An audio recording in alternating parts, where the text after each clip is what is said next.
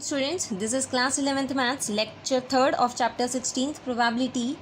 So question 5th of exercise 16.2 is 3 coins are tossed. We have to describe the events. The first is 2 events which are mutually exclusive.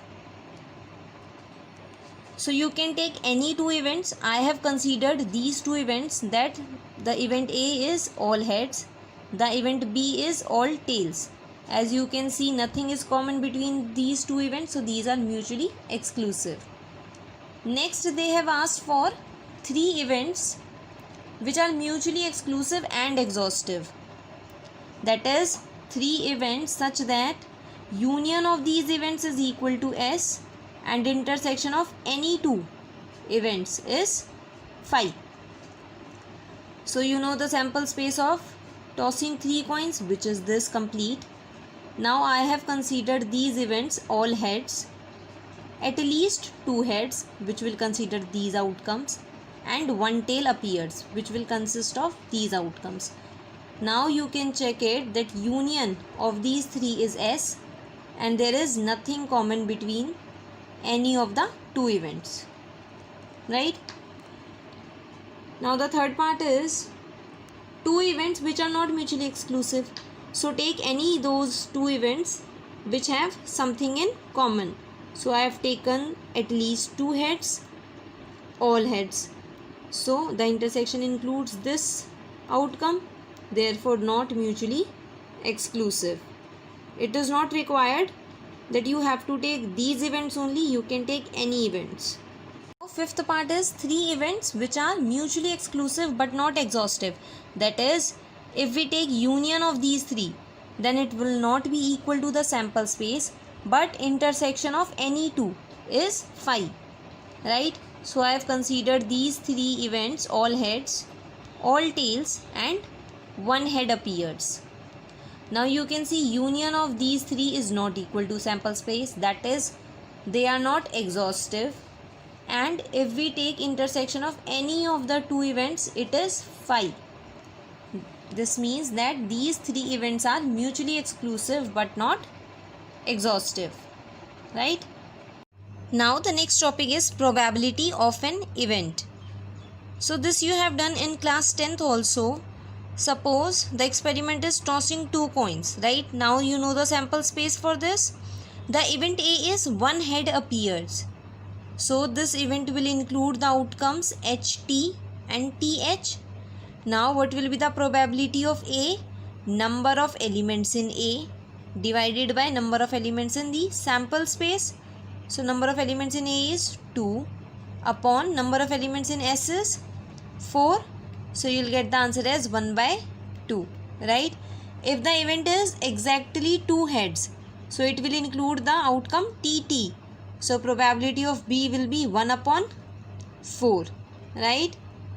Now see, if let S is equal to the set of W1, W2 and so on up to Wn be sample space of a random experiment, then probability of each of the outcomes in the sample space lies between 0 to 1, right?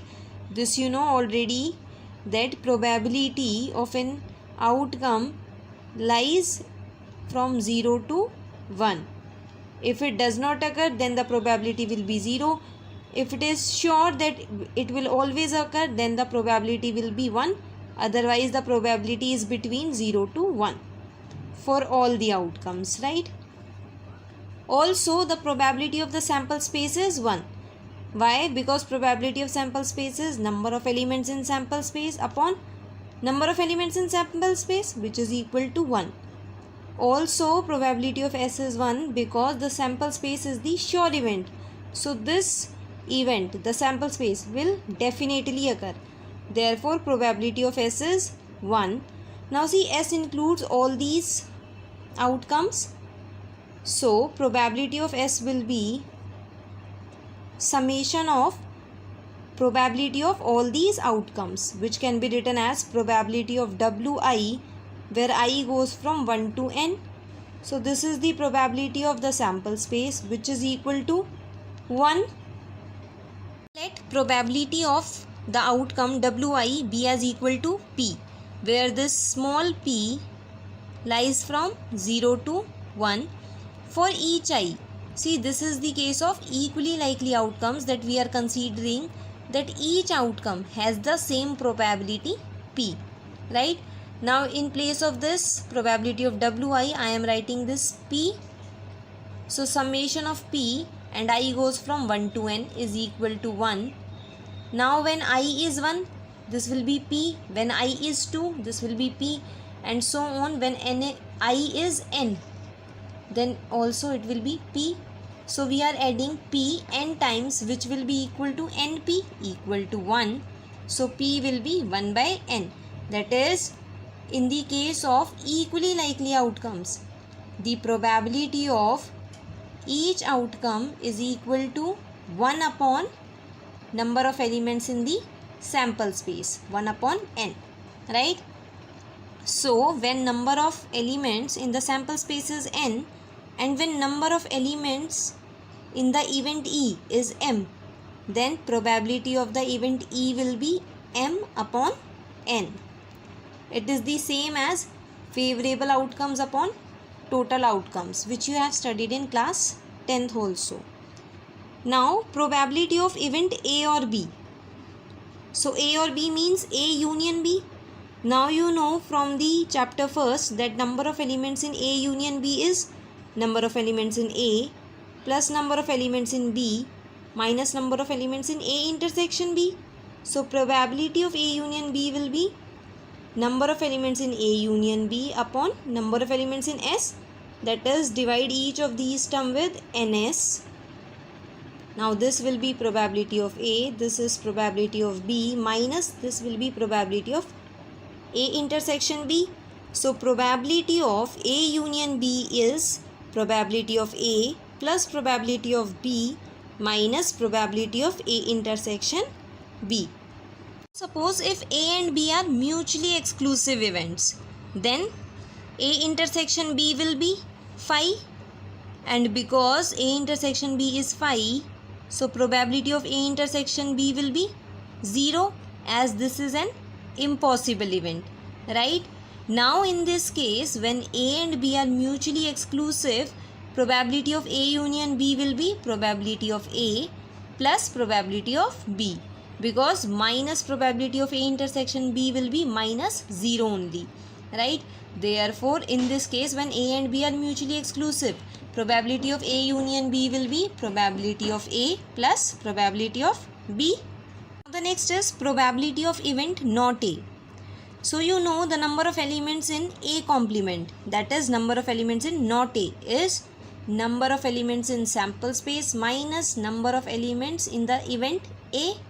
So probability of A complement, which is equal to this, will be now ns divided by ns minus this na divided by ns. This is 1 and this is probability of A. Therefore probability of A complement is 1 minus probability of A, which also gives that probability of A plus probability of A complement is 1, right? Now we will discuss some questions. The first is find the probability of getting an ace out of a pack of 52 cards. So let the event E be as getting an ace.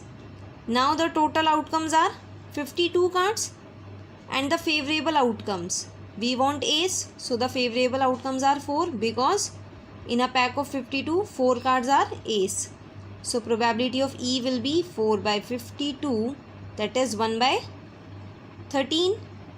Now the second is a bag contains 10 balls, out of which 4 are red, 3 are green and 3 are blue. Find the probability that the ball drawn is red. Now see, let the event A be as ball drawn is red. Now the total outcomes are 10 balls and red balls are 4. So favorable outcomes are 4. So probability of A will be 4 by 10 or 2 by 5. Okay, the case B is not green. So let the event B as ball drawn is green. Now there are 3 green balls. So probability of B will be 3 by 10. So the probability of the ball drawn is not green is nothing but probability of B complement, which is 1 minus probability of B, that is 1 minus 3 by 10, which is 7 by 10. Also, you can do it directly, that probability of getting the ball which is not green, then the ball can be red or blue. So these are favorable outcomes now are 4 plus 3 7, and total outcomes are 10. So the answer will be 7 by 10, right? So it is your choice, you can do it directly also or by this method also. Now see, the next is find the probability of selecting 2 black cards from a pack of 52 cards. In this case, you have to be very careful. See here, now total outcomes are not 52 because we are finding the probability of selecting 2 black cards, that is of selecting 2 cards. So out of 52, in how many number of ways we can select 2? 52C2. So these are the total outcomes, right? And the favorable outcomes will be, black cards are 26. Out of those 26 black cards, we want to select 2, which can be done in 26C 2 ways, right? Therefore, probability will be favorable divided by total.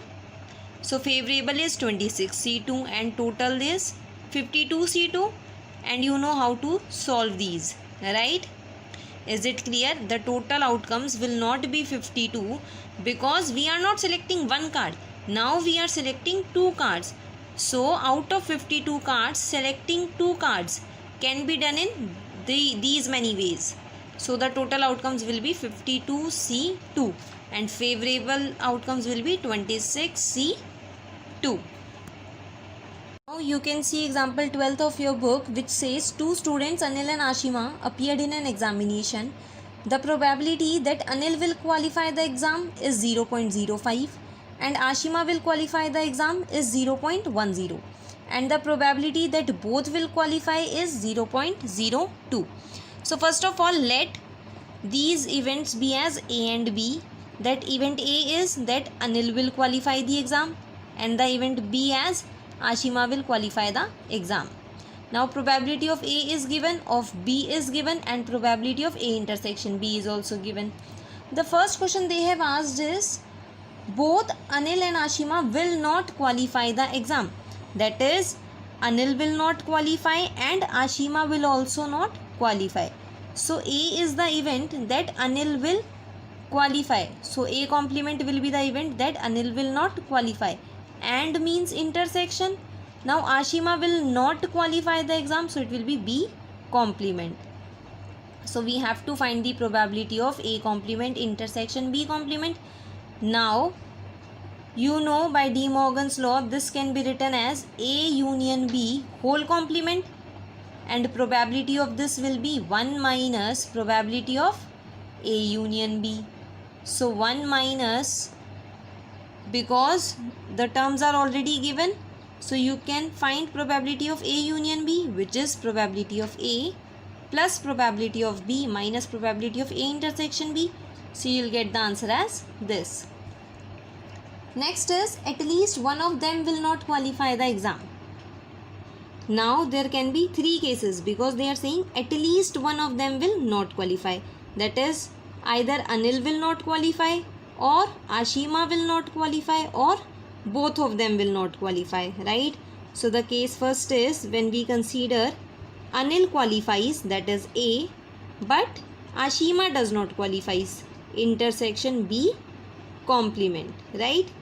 Intersection will come because we are considering both the cases, that A will qualify, Anil will qualify and Ashima will not qualify. The second case can be if Anil does not qualifies and Ashima qualifies. So A complement intersection B.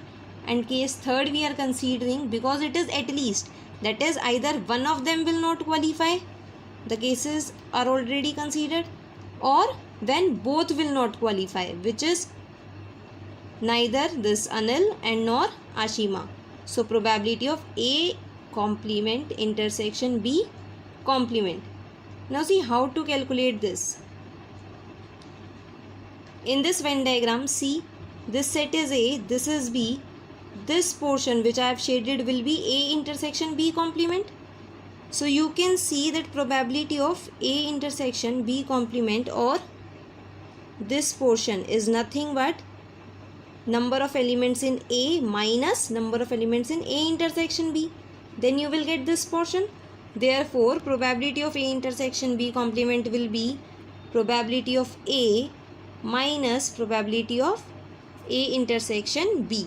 So, probability of A intersection B complement will be probability of A minus probability of A intersection B. So, you will get it as 0.03. Now, probability of A complement intersection B will be probability of B minus probability of A intersection B. Both of these terms are known to us. You will get the answer as this. And the third case is probability of A intersection A complement intersection B complement, which we have calculated in case A above, which is this. Now, the probability of the event, at least one of them will not qualify the exam, will be add the probabilities of all of these three different cases. So, you will get it as 0.98, right? This is one method to solve the question, to solve the B part. Now there is one more method from which you can solve the B part, which is, see, they have asked at least one of them will not qualify, right? That is either one of them will not qualify or both of them will not qualify, because at least is given. So the complement of this, at least one of them will not qualify, will be that both of them will qualify, right? Because in this they are saying that at least one of them will not qualify. So complement of this will be that both of them will qualify. So probability of this will be 1 minus probability of complement of this event, which is both of them will qualify. Now both of them will qualify will be A intersection B, which is given as this. So you will get the answer as 0.98. Clear?